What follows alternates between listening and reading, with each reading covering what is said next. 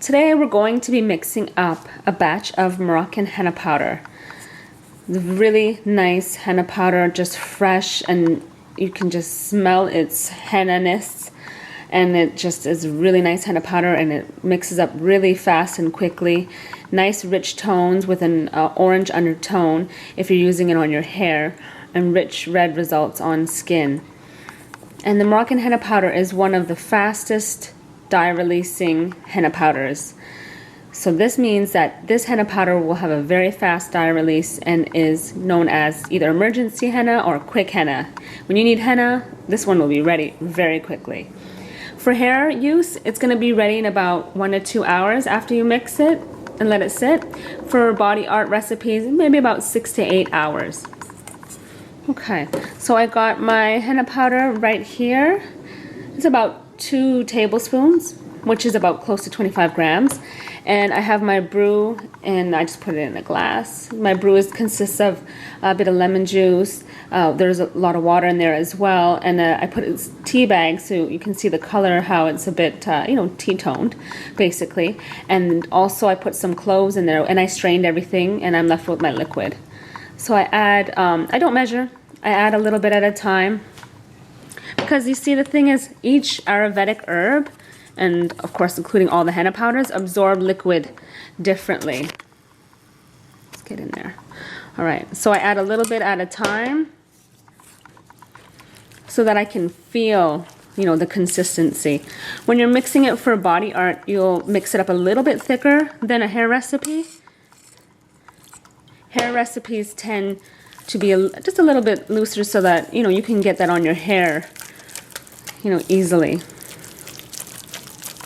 All right.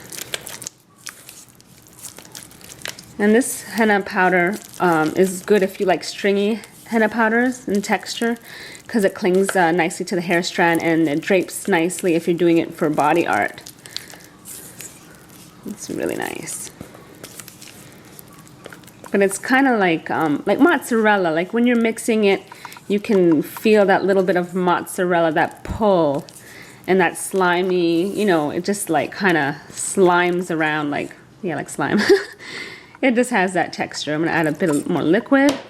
Oh, and to mention, your liquid should always be warm. Between warm and hot, it should never, absolutely never be boiling. You will kill the dye, and your recipe will not work at all. And it cannot be cold. If your liquid is cold, I guess you'll have to just let it sit out for a really long time, but it needs some warmth. And then you let it sit at room temperature. Don't put it in the fridge. Just let it relax and sit, and let it have dye release naturally. And that you would let sit for at least, depends on what kind of recipe you're doing. If you're doing it for hair, then you're going to let this sit only an hour or 2. Please do not leave this henna sitting longer than that at all. Then use it. And then for body art, your total time of sitting out will be about 6 to 8 hours, maybe less. Just give it a try, play around with it. Your recipe is, for you to use and to, do as you like. But this henna powder just cannot sit out overnight. Absolutely not. I do have some essential oil here. You can add essential oil to any hair recipe. The oil you choose is completely up to you.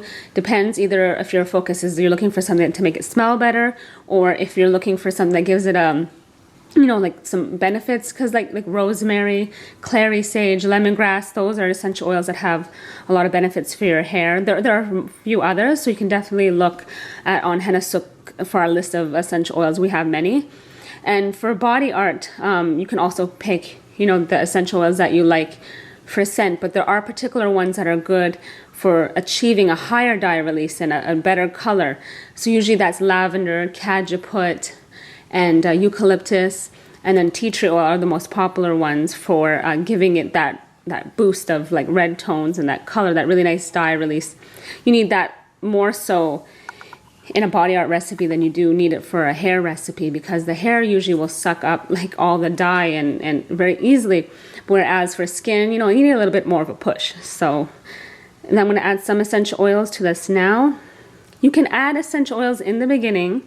Sometimes some people prefer to wait till you're at the midpoint of dye release. For hair recipe, it doesn't matter at all, but for body art recipes, everyone has their personal preference.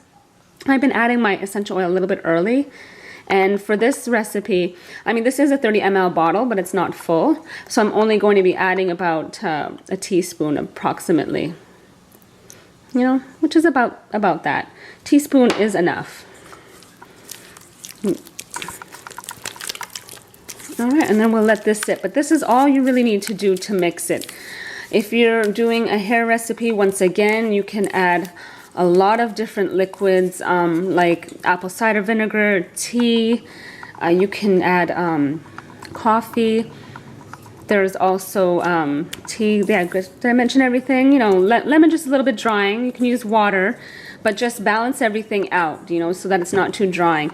If you do decide to add heavy liquids, and heavy liquids for a hair recipe are conditioner, yogurt, coconut milk, honey, those will stretch the color, so keep that in mind that you're not going to get as intense color results if you do use a heavy liquid. If you keep it like this for hair and for body art, you're good to go. The color is going to be at max, you know, the maximum results you can get. So I'm gonna let this sit for a couple of hours and then come back and check on it later. I'm going to be featuring further videos on the Moroccan Henna batch for the one that we just got in January 2013. This is when it was, you know, it's hand sifted with the Moroccan Women's Cooperative. So it's really all done from scratch. So it's an amazing henna, and we just love supporting the women of Morocco for their growth and for their, you know, their families and for their economy. So we definitely support the women of Morocco. And when we come back to that, you'll see a few more videos coming up that will be talking about design work and a bit more about application.